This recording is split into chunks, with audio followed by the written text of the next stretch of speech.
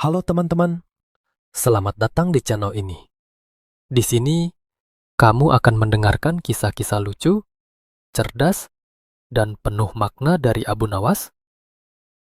Sebelum kita mulai petualangan Abu Nawas hari ini, jangan lupa tekan tombol like dan subscribe ya, supaya kamu nggak ketinggalan kisah menarik berikutnya. Sekarang, yuk kita mulai ceritanya.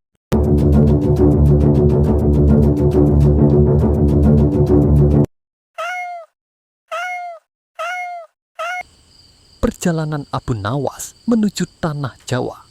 Angin subuh Baghdad berhembus pelan ketika Abu Nawas duduk di tepi sungai Tigris.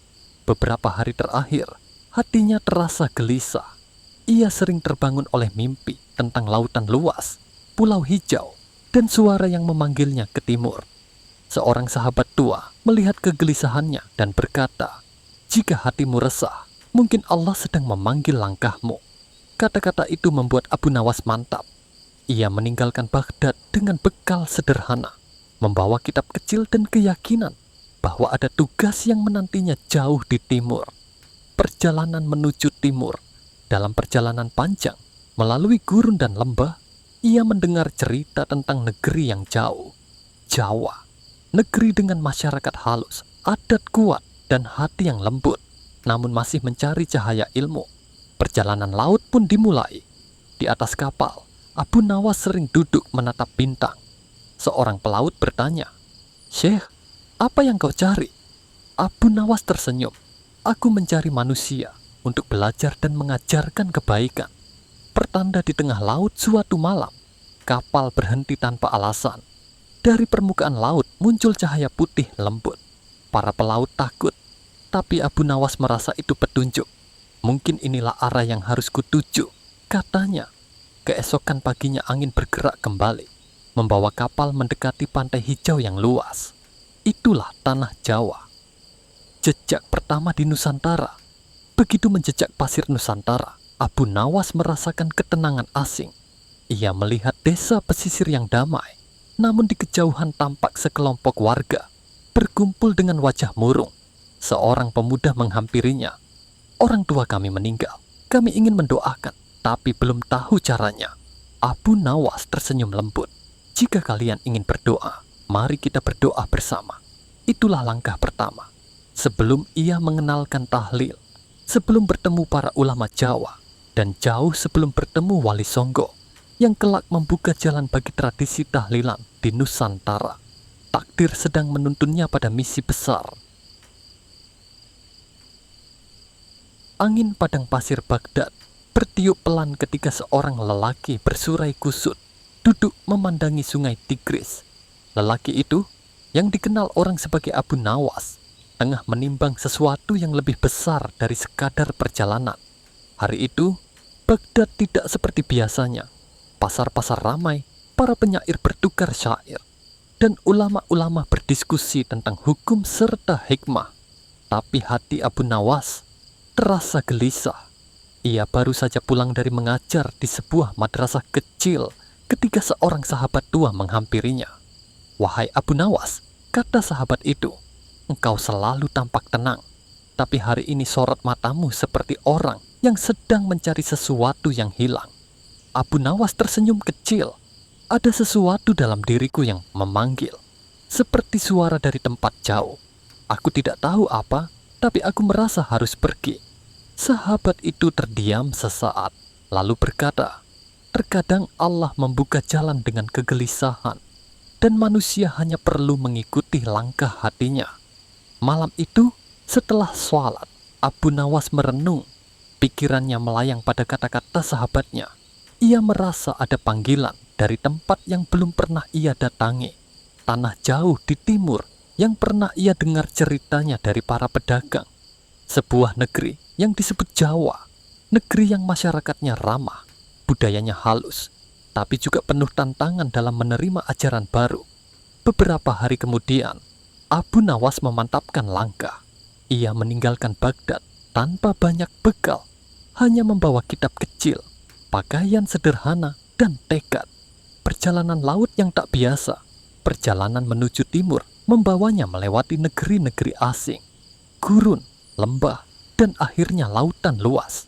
Di atas kapal kayu yang sederhana, ia berlayar bersama para pelaut dan pedagang rempah. Malam-malam di tengah laut, Abu Nawas sering duduk di geladak, memandang langit yang ditembus bintang. Seorang pelaut tua penasaran dan bertanya, "Syekh, apa yang kau cari di negeri jauh itu? Barang dagangan, harta, atau pangkat?" Abu Nawas menjawab lembut, "Aku mencari manusia, bukan untuk mengubah mereka, tapi untuk belajar dari mereka." Pelaut itu terkekeh. "Orang sepertimu seharusnya mengajar, bukan belajar." "Justru," kata Abu Nawas, "yang mengajar harus banyak belajar." Pertanda aneh di tengah laut. Pada suatu malam, angin laut mendadak berhenti. Kapal terhenti seperti tertahan oleh sesuatu yang tak terlihat. Para pelaut mulai cemas. Tetapi Abu Nawas berdiri di tepi kapal, memandangi cahaya lembut yang memantul di permukaan air. Cahaya itu muncul sebentar, kilau putih kebiruan yang menenangkan, seperti tanda. Seorang pelaut berbisik, "Itu petunjuk arah, biasanya mengarah ke pulau-pulau yang belum banyak dijelajahi." Abu Nawas mengangguk perlahan. "Aku merasa, aku memang harus ke sana." Keesokan paginya, angin kembali bertiup, membawa kapal itu mendekati garis pantai yang penuh pepohonan hijau, tanah Jawa. Sesampainya di pesisir, Abu Nawas melangkah ke daratan dengan perasaan yang sulit digambarkan. Udara lebih lembab, bau laut bercampur tanah basah. Desa-desa terlihat damai, tapi ada sesuatu yang membuat hatinya tertarik, seolah ia datang untuk alasan besar yang belum ia ketahui. Pertemuan takdir yang pertama. Di desa pesisir itu, ia melihat masyarakat yang sopan, tetapi tampak kebingungan dalam urusan keagamaan. Adat masih bercampur dengan kepercayaan lama, dan ketika ada warga meninggal, mereka hanya berkumpul tanpa tahu harus berbuat apa. Ada kesedihan, tapi tidak ada yang memimpin doa. Ada duka, tapi mereka tak tahu cara menenangkannya. Saat itulah seorang pemuda melihat Abu Nawas dan berkata, "Orang asing, tapi wajahmu menenangkan. Bisakah engkau membantu kami? Seseorang baru saja meninggal." Abu Nawas tidak menjawab dengan kata-kata. Ia hanya tersenyum pelan dan mengikuti mereka. Itulah langkah pertama. Sebelum ia mengajarkan doa, sebelum ia bertemu Wali Songo, dan jauh sebelum tahlilan menjadi tradisi, itu bukan awal sebuah aturan, itu adalah awal dari kasih sayang. Pada suatu masa yang jauh sebelum tahlilan menjadi tradisi umat di Nusantara, langit pesisir Jawa dilumuri warna jingga keemasan. Angin laut menyapu lembut pepohonan kelapa.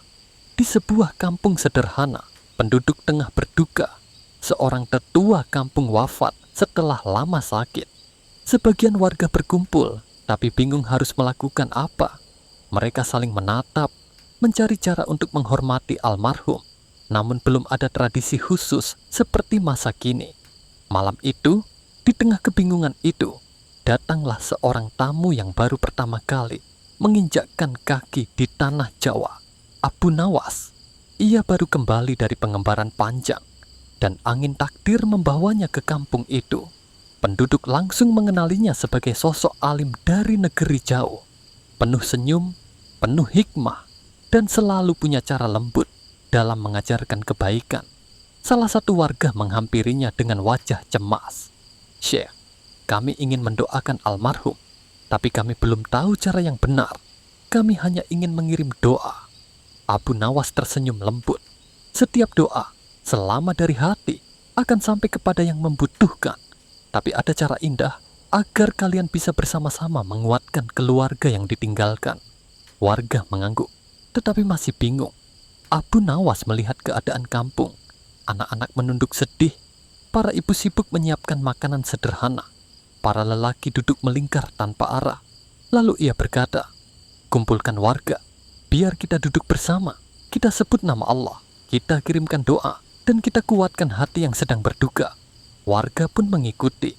Malam itu, untuk pertama kalinya, suara kalimat tahlil terdengar serempak dari lisan orang-orang kampung itu. Meski belum teratur, dan belum menjadi tradisi seperti saat ini. Namun, kisahnya belum selesai. Keesokan harinya, Abu Nawas berjalan ke sebuah pesantren tua di kaki perbukitan. Di sanalah ia bertemu dengan seseorang yang kelak menjadi kunci perjalanan spiritual Nusantara. Salah satu wali Songo. Sosok itu duduk dengan wajah teduh, janggut putih tipis, dan mata yang menenangkan bagaikan embun subuh. Abu Nawas memberi salam, dan sang wali menyambutnya dengan hangat, seakan sudah mengenalnya. Setelah berbincang panjang tentang dakwah, akhlak, dan adat Jawa, sang wali bertanya, "Aku dengar engkau semalam mengajarkan warga untuk berkumpul membaca tahlil bersama." Abu Nawas tersenyum merendah. "Aku hanya ingin mereka saling menguatkan. Mereka sedang berduka, dan kalimat Allah selalu menenangkan." Sang wali mengangguk penuh haru. "Itu sangat indah. Di Jawa kami masih mencari cara agar warga mudah memahami nilai doa dan kebersamaan. Apa yang engkau lakukan itu sederhana, tapi benar-benar menyatukan." Ia berdiri, berjalan pelan ke arah jendela yang diterpa cahaya pagi. Kebiasaan itu bisa menjadi jalan baik untuk umat. Doa bersama, sedekah, duduk melingkar, saling mendoakan. Itu budaya yang sejalan dengan syariat. Abu Nawas terdiam sejenak, merasa ada sesuatu yang lebih besar dari sekadar peristiwa semalam. "Apa engkau berniat menjadikannya tradisi?" tanya Abu Nawas lembut. Sang wali tersenyum. "Bukan aku yang menjadikannya tradisi. Umat sendiri yang akan menerimanya jika membawa ketenangan dan mempererat kasih sayang." Dan benar saja, waktu menjadi saksi. Kabar tentang doa bersama di kampung itu menyebar perlahan. Kampung lain meniru.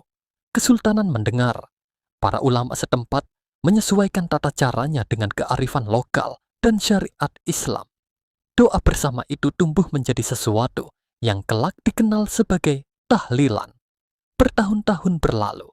Suatu malam, Abu Nawas kembali mengunjungi kampung itu. Ia mendengar suara lantunan doa dari rumah warga. Kali ini jauh lebih teratur dan merdu. Warga duduk melingkar, membaca doa untuk orang tua yang baru wafat. Seorang pemuda berkata pada Abu Nawas, "Syekh, ini tradisi yang sudah turun-temurun. Kami merasa tenang melakukannya." Abu Nawas tersenyum lirih. "Selama yang kalian lakukan adalah doa, kasih sayang, dan saling menguatkan, maka itu bukan hanya tradisi, itu cahaya." Angin malam membawa suara tahlil itu ke langit, seakan menjadi saksi bahwa sebuah kebiasaan baik tidak lahir dari paksaan, ia lahir dari kebutuhan manusia untuk saling menguatkan dalam duka. Dan seperti yang dikatakan Wali Songo, umat sendiri yang akan menerimanya jika membawa kebaikan. Begitulah cikal bakal tahlilan, dimulai bukan dari perintah, bukan dari paksaan, tapi dari kasih sayang, doa, dan kebutuhan manusia untuk saling menjaga. Pada suatu masa yang jauh sebelum Indonesia bernama Indonesia, negeri kepulauan ini sudah dihuni oleh masyarakat yang mencintai kedamaian. Orang-orangnya ramah, suka berkumpul, dan hidup dalam gotong royong. Pada masa itu pula, seorang tokoh cerdas dan penuh hikmah sedang berkelana dari negeri Baghdad. Dialah Abu Nawas yang datang ke Nusantara bersama para ulama untuk menyebarkan ilmu dan akhlak. Kedatangan Abu Nawas ke sebuah kampung di Jawa. Abu Nawas menetap sementara di sebuah kampung kecil yang dikelilingi sawah hijau. Penduduknya baik-baik, hanya saja mereka belum pernah mengenal acara doa bersama. Setelah ada orang meninggal, mereka hanya datang melayat, lalu pulang dengan cepat karena tidak tahu apa yang seharusnya dilakukan. Suatu hari, seorang tetua kampung yang disegani, Ki Jaya Sentika, wafat. Penduduk kampung berduka, tapi tidak ada yang tahu bagaimana cara menguatkan keluarga almarhum. Rumah duka ramai oleh orang, namun suasana tetap kosong. Abu Nawas melihat hal itu dan merasa iba. Suasana rumah duka yang hening. Di rumah almarhum, keluarga terlihat bingung. Sebagian tetangga hanya mengobrol hal duniawi. Sebagian lagi keluar masuk tanpa tujuan. Abu Nawas duduk mendekati putra Ki Jaya Sentika dan bertanya pelan, "Apakah engkau sudah berdoa untuk ayahmu, wahai anak muda?" Sang anak menjawab, "Kami tidak tahu doa apa yang harus dibaca, Tuan. Biasanya orang hanya datang sebentar, lalu pulang." Abu Nawas tersenyum lembut. "Kalau begitu, biarkan aku ajarkan satu amalan yang membuat hati menjadi tenang." Abu Nawas mengajak warga berkumpul. Menjelang malam, Abu Nawas meminta izin keluarga untuk mengumpulkan warga di halaman rumah. "Saudara-saudara," katanya pelan namun tegas, "ketika seseorang wafat, ia tidak membawa hartanya. Yang mengiringinya hanyalah doa orang yang mencintainya." Penduduk kampung saling menatap.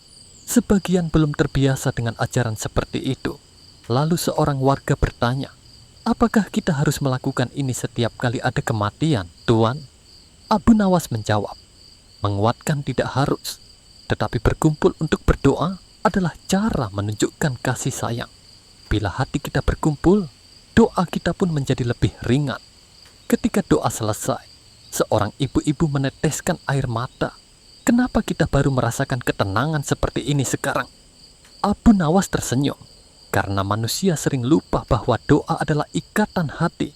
Ketika satu orang wafat, kita yang hidup harus saling menguatkan.